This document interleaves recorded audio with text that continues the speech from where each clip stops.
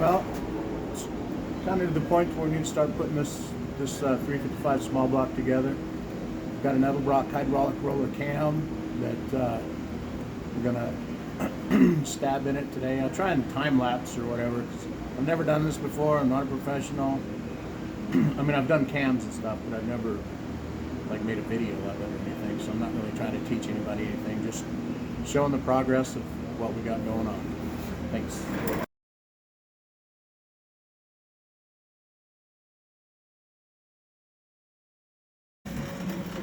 You can probably tell it's been a while since I've done a cam, because when I got to go through the last cam bearing, I didn't have enough leverage to hold the cam up to get in. So went and got a carburetor air cleaner stud, got it started, and we'll go ahead and slide it all the way in.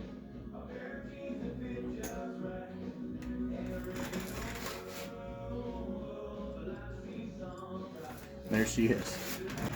Well, I ran into a little roadblock. I went to put the cam retainer plate on that came with the motor. It was new from GM, the plate, but the holes don't line up.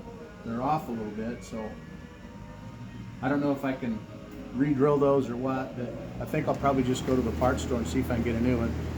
The only problem is we got one of the worst snowstorms going on we've had in years here, so we'll have to regroup. Maybe we can find something else to do the rest of the day.